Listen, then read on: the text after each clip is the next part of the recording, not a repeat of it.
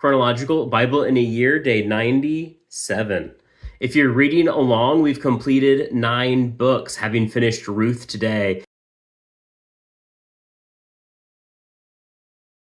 We learned this is the time of the judges. There's no king yet. We know there's a famine. You can understand that means most likely Israel is in the judges cycle where they're currently rejecting God and worshiping false idols. We learned that a family flees Israel to Moab. Here in Moab, the father and the 2 sons die, leaving the mother and the wives they took while in the self-imposed exile. Naomi returns, telling her daughter-in-laws to return to their people and their gods, but Ruth refuses. And this is where remembering the idea of the kinsman redeemer is important, that if a man dies, then the nearest relation is to take his wife as their wife, but the son will be credited as the son of the first man, not the latter. And inheritance gets wild and wonky, and we realize one of the men in the story refuses due to those inheritance rights. And so Boaz gets to play the role of kinsman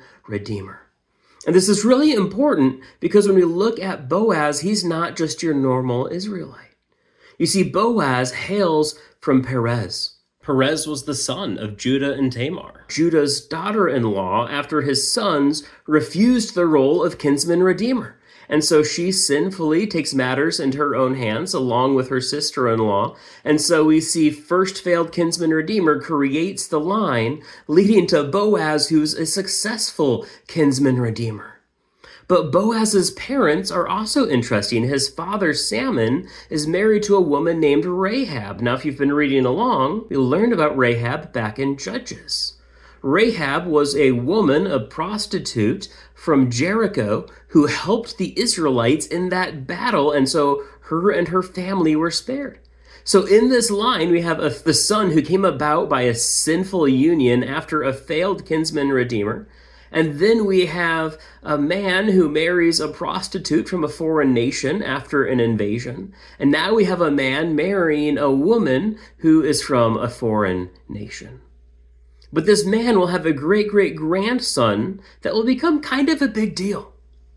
A guy named David, or as we know him, King David. And one day King David will have a long lineage and will have an heir who's an even bigger deal. We know him as Jesus Christ. Not a lineage most of us would be proud about, but Boaz is the shining star in this. I'm looking forward to starting Samuel tomorrow, but until then, God bless.